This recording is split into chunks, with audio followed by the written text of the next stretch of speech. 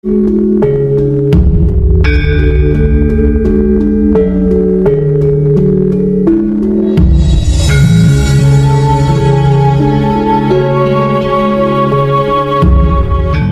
ada yang punya pertanyaan nggak? Coba bertanya.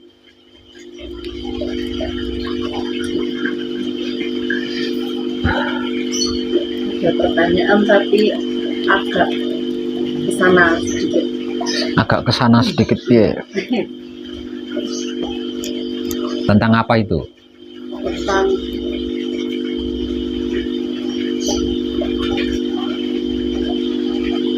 langsung aja ya tentang rezeki ya. Nah, saya itu melampah kali bojone kula itu suami Pakai bahasa Indonesia. selama ini tertatih-tatih luar biasa. Tentang rezeki. Iya. Jadi kebingungan sendiri. Jatuh bangun, akhirnya seperti ini. Tidak bisa apa-apa. Sampai akhirnya suami saya ke Kalimantan pun di sana juga tertipu. Terus dia telepon Gusti, impor yang lepek lah. Jadi saya ingin ikut peneliti ini Karena itu. ya.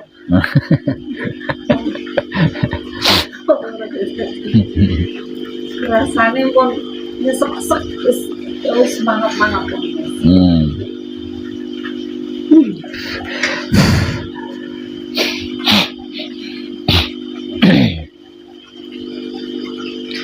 Kalau menurut saya itu memang prosesnya ya.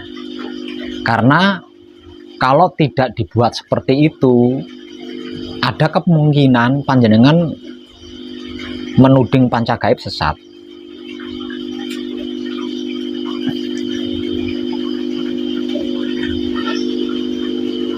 Bisa jadi seperti itu.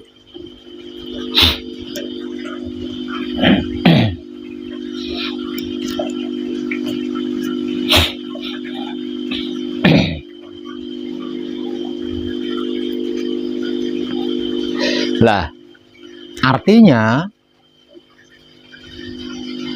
panjenengan mempelajari wahyu pancagaib sampai pada akhirnya mengikuti tahapan manekung atau tahapan gembleng, itu kan dikarenakan punya pamrih terkait rezeki kan,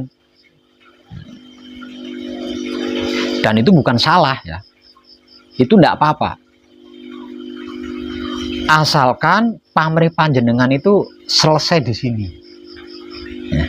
Nanti setelah selesai dari sini, meninggalkan pesanggrahan ini, jangan berpamrih lagi ya, jangan berpamrih lagi. Karena apa? Karena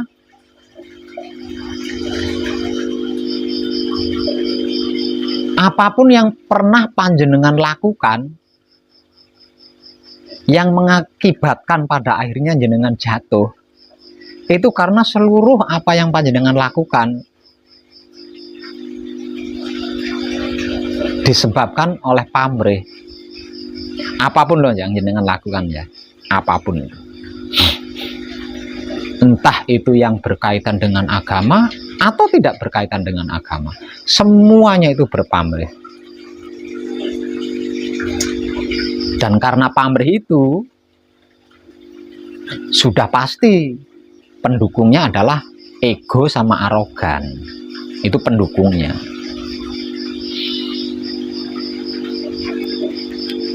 Sampai pada akhirnya jenengan benar-benar jatuh dan tidak bisa bangkit lagi.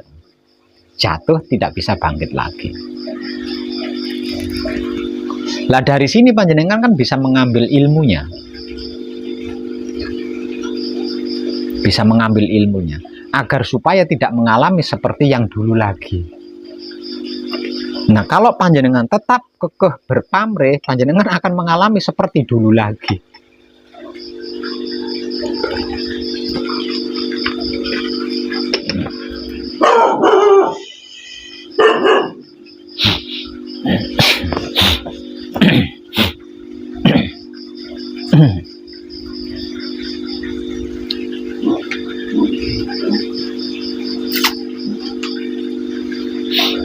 Jadi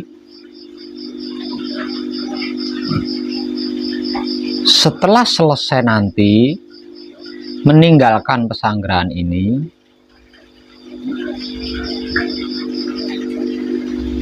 saya sangat berharap panjenengan tidak pamrih lagi. Lakukan saja tanpa harus berpamrih.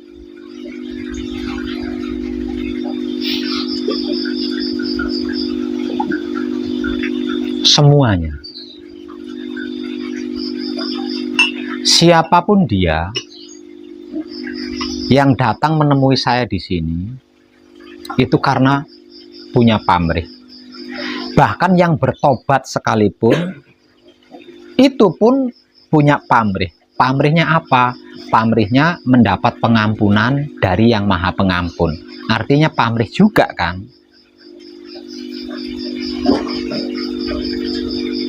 Dan itu bukan sesuatu masalah gitu loh. Itu bukan sesuatu masalah. Asalkan setelah selesai jangan pamrih lagi. Karena apapun resiko yang panjenengan alami seumur hidup ini, itu adalah resiko dari pamrih itu tadi gitu loh. Hasil dari pamrih panjenengan itu tadi. Kebingungan panjenengan, kebodohan panjenengan, jatuh bangunnya panjenengan, sakitnya panjenengan, semuanya itu hasil dari pamrih itu tadi.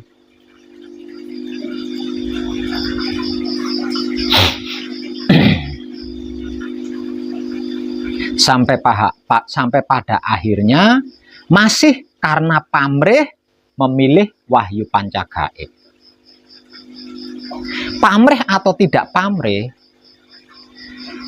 ketika panjenengan mulai memilih wahyu pancagaib, kemudian mempelajarinya, maka dimulai daripada saat itu juga panjenengan melakukan laku murni. Melakukan laku murni. Artinya sedikit demi sedikit yang namanya ego, pamrih, arogan ini dihapus. Kalau tidak, berarti tidak murni. Sampai pada akhirnya, sampai bertemu saya secara langsung mengikuti tahapan manekung atau gembleng. Nah, ini penyelesaiannya. Penyelesaian daripada laku murni adalah manekung atau gembleng. Selesai manekung, selesai gembleng, berarti selesai kan? Semua ego itu selesai. Semua pamrih itu selesai. Semua arogan itu selesai. Semua dosa itu selesai. Semua luput itu selesai. Semua karma itu selesai. Semua penyakit, semua masalah, itu semuanya selesai semua. Nah, setelah sudah selesai semuanya, berhenti. Jangan mengulang seperti masa lalu lagi. Jadi, bukalah lembaran buku baru. Lembaran hidup baru. Tanpa nyontek, tanpa membawa masa lalu.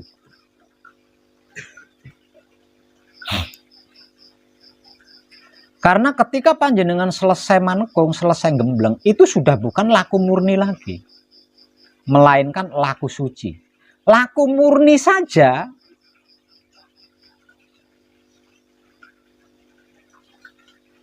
tidak bisa. Ada pamrih satu titik itu tidak bisa. Itu di laku murni loh ya. Itu di laku murni. Apalagi laku suci. Lah di sini posisi daripada istilah bertobat. Jadi setelah selesai manekung, setelah selesai gembleng, kita sedang laku suci. Artinya sudah bertobat nih. Bukan mau bertobat ya, tapi sudah bertobat, setelah bertobat. Nah, jadi pertobatan ini jangan dinodai lagi gitu.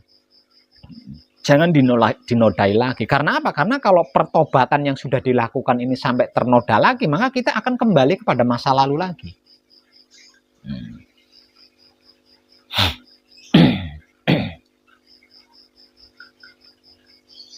Nah, kalau seperti itu, lalu bagaimana dengan masalah saya? Kan sudah selesai. Bagaimana dengan masalah saya, Pak? Kan sudah selesai. Tadi kan sudah saya katakan, ini adalah penyelesaian gitu loh. Ini adalah penyelesaian. Lalu bagaimana dengan usaha saya yang sudah jatuh, Pak Web? Sudah selesai gitu loh. Sudah selesai. Sudah selesai. Dikarenakan sudah selesai, berarti kan membuka buku baru nih. Lah, di buku baru ini loh, tulislah hal-hal yang baru, yang semuanya itu terbungkus dengan kesadaran rasa cinta kasih sayang hidup. Jangan bawa-bawa masa lalu.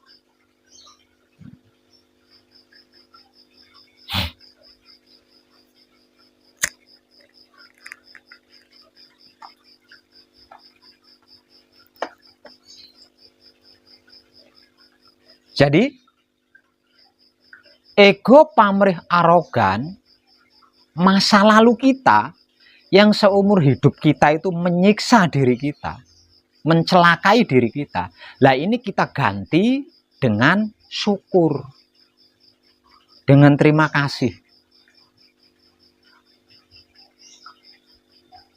Jadi apapun itu tidak perlu meminta, tidak perlu memohon. Apapun itu. Tidak perlu meminta, tidak perlu memohon. Apalagi sampai pamrih. Karena apa? Karena pamrih inilah yang nantinya akan mengaktifkan kembali ego sama arogan. Jadi yang bisa mengaktifkan ego sama arogan itu adalah pamrih. Jadi ketika kita pamrih, maka secara otomatis ego sama arogan ini aktif. Nah, kalau ego sama arogan ini aktif, maka pamrih ini akan menjerumuskan kita, akan menyesatkan kita.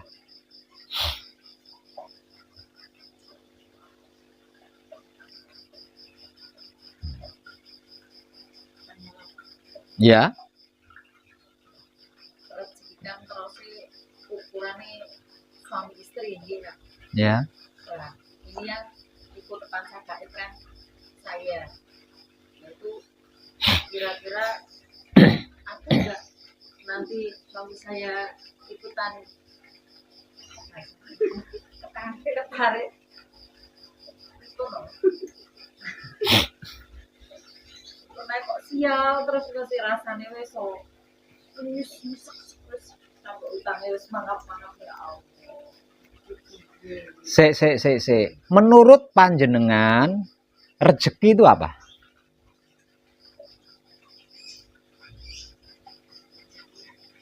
Coba, saya pengen tahu menurut panjenengan rezeki itu apa? Nah, ini perkaranya. Nah, ini perkaranya ini.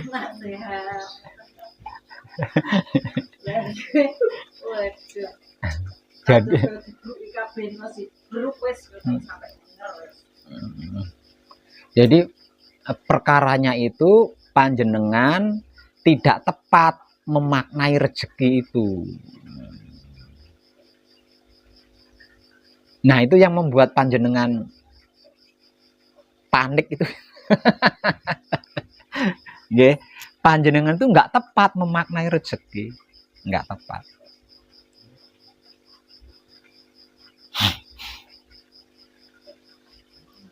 Rezeki itu bukan uang. Nggih, rezeki itu bukan uang. Karena apa? Karena uang itu bukan buatan Tuhan. Rezeki itu dari Tuhan.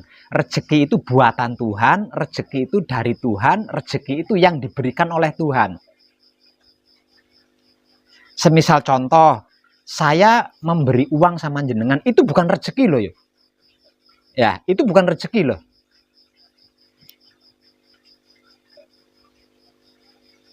Tapi itu karma. Kenapa saya bisa memberi uang sama panjenengan? Satu, kalau panjenengan tidak meminta, berarti panjenengan bekerja kepada saya.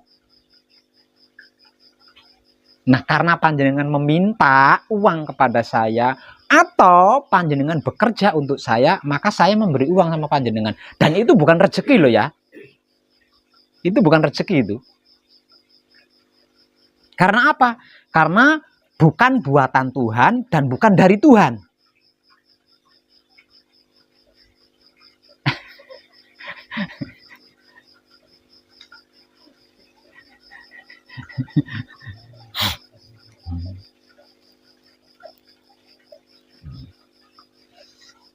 Kebanyakan orang awam kan tahunya rezeki kan itu ya.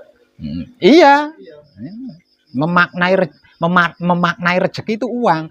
Nanti jangan-jangan panjenengan ketika membaca singkir, membaca paweling, cocok ini ono rezeki kan ngono. Ono rezeki kan, ada kata rezeki kan di situ. Wah, cocok iki. Artinya kan uang, berarti kan ada uang kan di paweling itu.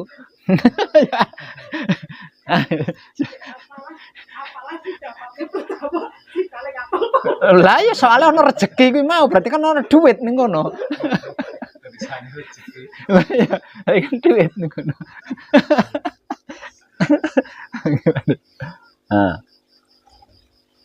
Bukan. Ketika panjenengan bisa merem malam hari, tidur malam hari, dan paginya panjenengan bisa membuka mata lagi, kuwi rezeki. Rezeki pertama yang panjenengan terima pada hari itu adalah panjenengan bisa melek lagi di pagi hari. Itu rezeki pertama. Rezeki kedua, setelah panjenengan melek, panjenengan iso obah, rogone iso obah. Mbuh kuwi mulet, mbuh kuwi lungguh, mbuh kuwi langsung turun dari tempat tidur. Itu rezeki kedua.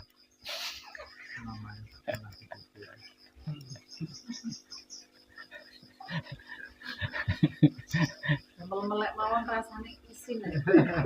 Rasane Berarti jenengan nolak rezeki kuwi.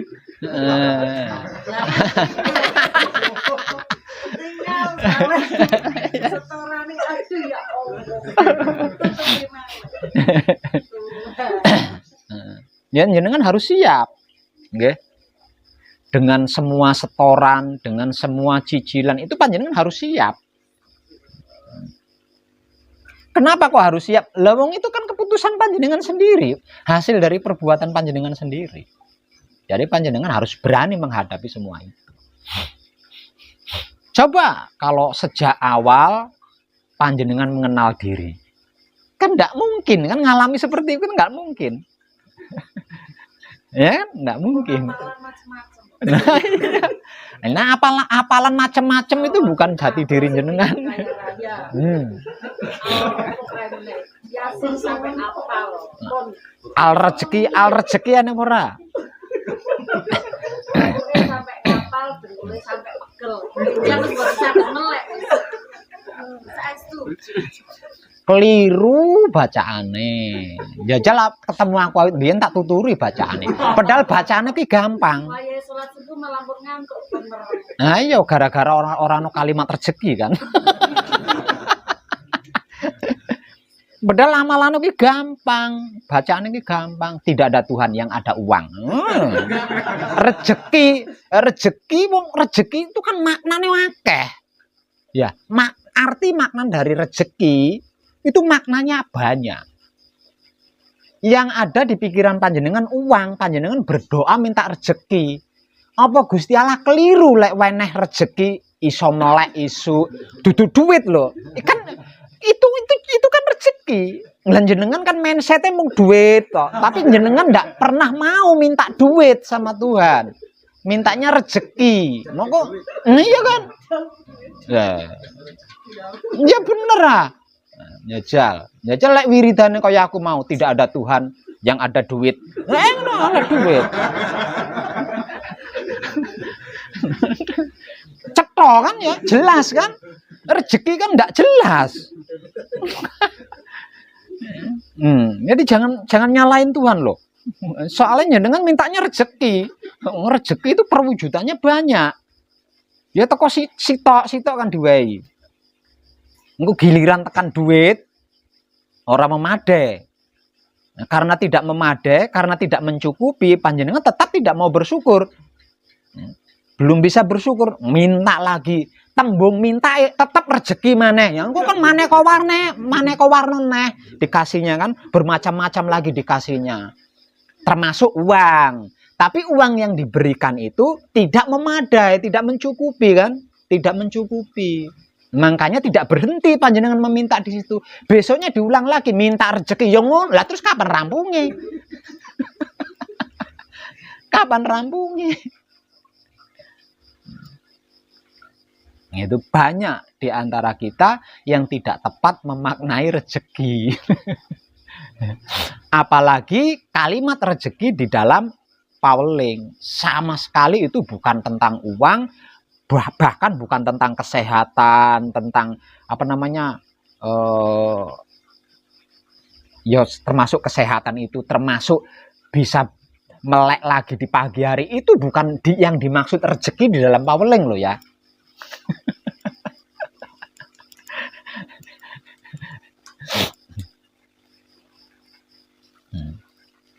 Rezeki dijaluk ya masalah. Gusti. Dan saya harap nanti setelah manekung, setelah gembleng, panjenengan tidak mengulang itu lagi loh ya. Tidak mengulang itu lagi loh. Terus berhubungan ini kurang kados nasib. Hah? Nasib. Apalagi nasib. Nah, pripun kados sudah nggak bisa bergerak ini mau ke sini aja susah setengah mati. Satu sama nggak punya utang Pak Armin. Nambah utang neh loh. Iki jujur-jujuran mau. Kula saking ya Allah. Terus ninggal simak. Simak kecelakaan tak tumpake motor sing ditabrak simak biar teng aspal. Tiba. Pulang minta teng kasur. Kula kedang ngopeni isu awan sore jam saya. Padahal anaknya ada 8 sing kebarengan lho. Terus jam tahal. Wis pokoke mbak sing SMA niku wis janjian kamu boloso. Mama tak kabur. Ora, kok nek ana bantalan tak ora. Delok aku niat tak mangkat Pak Yuk. Tak jarak pancen aku. Wis semangat. Yo. Lari mas kawan. Tanggung bayar utang.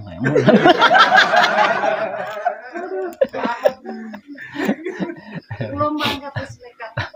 Aku mulai ini, aku coba luru maneh Pak. Wis pokoke nekat luar biasa. Bojone kula teng mriko teng Kalimantan ketipu. Sajake bayaran sak nenten pret. Ya Allah ya, kali wulan iki nyomen iso ngene Pak. Nggih kok. Malah mbok tipokke wong. Berarti bojone sampean ning Kalimantan ndungane ya njaluke rezeki. Ngene kok.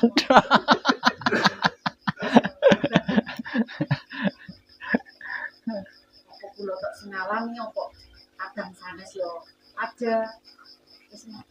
Nek kadang ora ana sing ngalami kaya jenengan iki ya mesti wong wantah, wong awam. Wong wantah mesti wong awam. Nek kadang ora ana, soalnya wis ngerti selae, ngerti trike, ngerti lungguhe.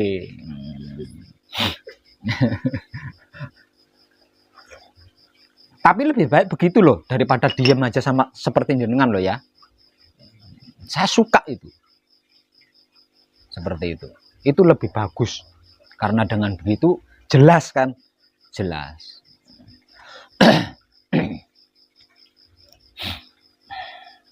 Jadi melalui Mbak siapa? Melalui Mbak Tri, kadang kita dari Batang, Jawa Tengah. Kadangan kita malam ini saya akan mengulas tentang utang. atau tentang jatuh bangunnya kehidupan manusia di dunia ini.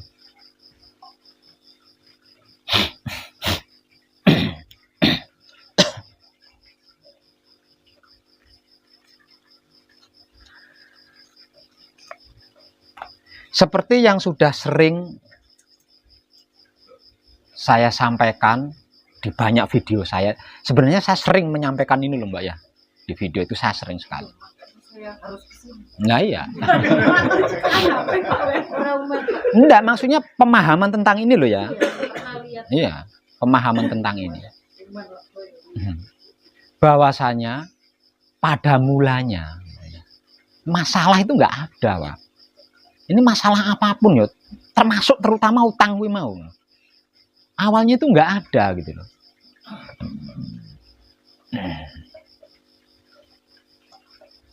Masalah ini menjadi ada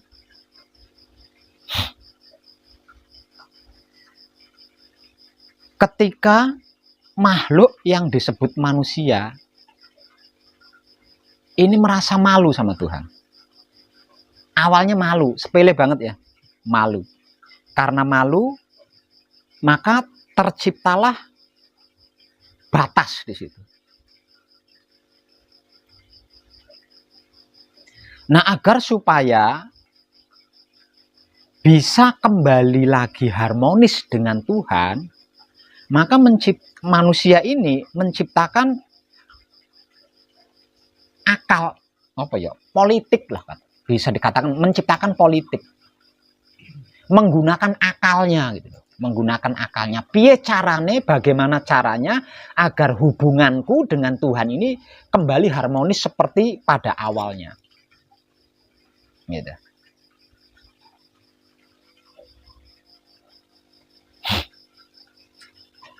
Lah, itu kan pamrih. Awalnya dari situ tuh. Kemudian dikarenakan punya tujuan, punya maksud,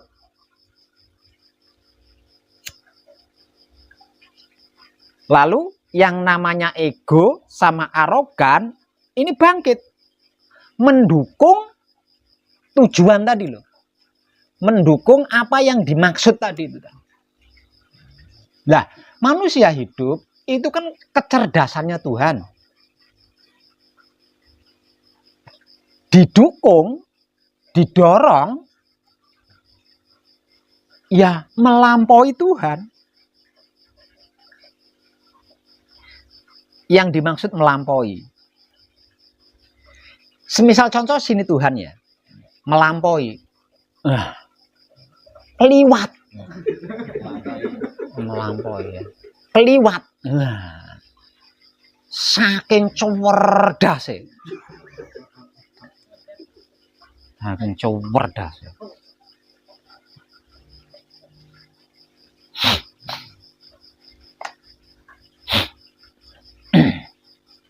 Padahal pada mulanya itu tidak ada apa-apa. Apa-apa itu tidak ada. Masalah loh maksudnya ya, masalah.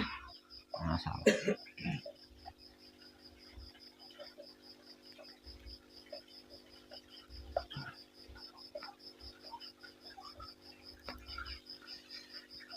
Kenapa awalnya kok tidak ada apa-apa?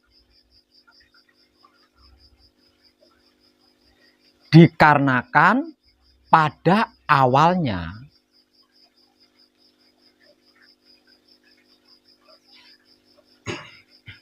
kaum Hawa itu ngerti, paham, tahu dirinya.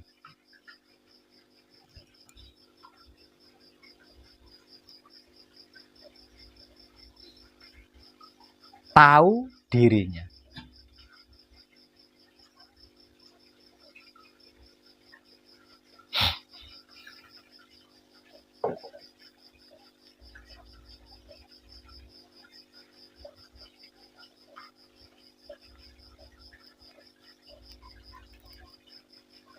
Kemudian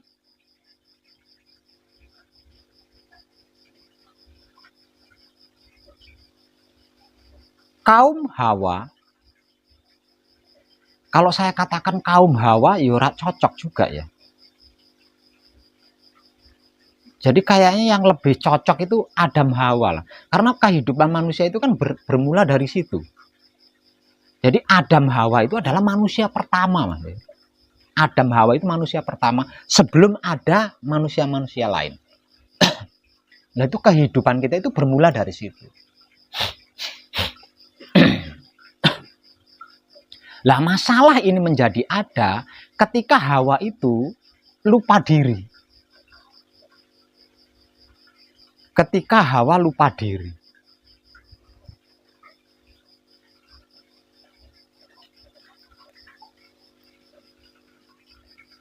Dan ketika Hawa lupa diri, lah bermula dari sini loh. Yang namanya malu itu ada. Pertama, malu dulu sama Tuhan. Kemudian berlanjut malu sama Adam. Yang ketiga berlanjut malu kepada seluruh makhluk. Awalnya itu mau malu tok. Dan ini dialami oleh Hawa. Nah, dialami oleh Hawa.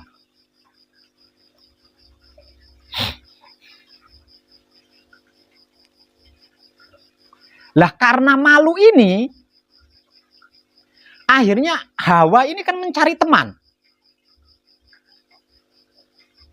Dan yang pertama kali diajak malu bareng adalah Adam. Nah, adalah Adam. Nah, setelah Adam tahu malu, akhirnya dua-duanya punya malu kan? Dikarenakan dua-duanya punya malu, akhirnya masing-masing sibuk menutupi diri. Si Hawa sibuk nutupin ngisor wudel, dodone. Nah, si Adam juga sama, sibuk mencari penutup kemaluannya. Lah bermula dari sini loh masalah itu muncul sebenarnya. Bermula dari sini. Nah, itu titik mulanya loh ya, titik mulanya. Nah, setelah kedua-duanya ini kemaluannya tertutupi menurut dia. Menurut dia Tuhan kan nggak bisa ngelihat. Kalau dada saya tutupi, Tuhan kan nggak bisa ngelihat. Makanya dia nggak malu kan gitu. Padahal walaupun ditutupi baja sekalipun Tuhan tetap bisa melihat. Nah, gara-gara malu ini kesadaran jadi tertutup. Karena apa? Kenapa kok kesadarannya tertutup? Kalah sama ego arogan. Kalah, kesadarannya ini dikalahkan oleh ego dan arogan.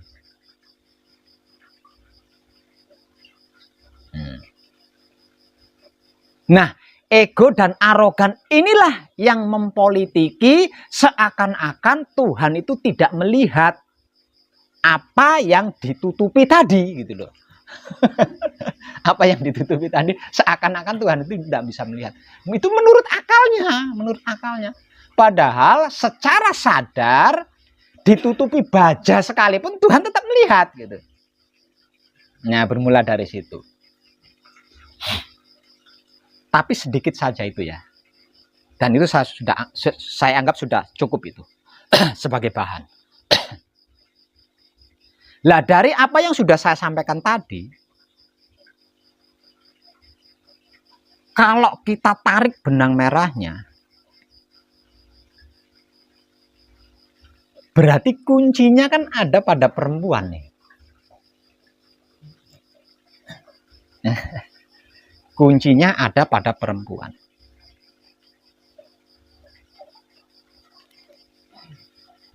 Artinya, andai saja pada awal mulanya tadi Hawa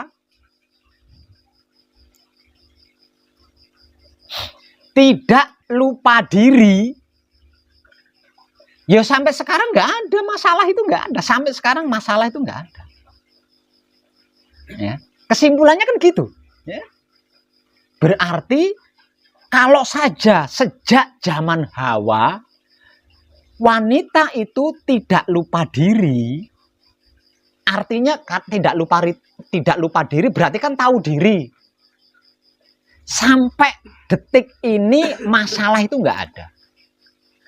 Kenapa kalau Hawa, sejak zaman Hawa, wanita itu tidak lupa diri? Kok sampai detik ini tidak akan pernah ada yang namanya masalah?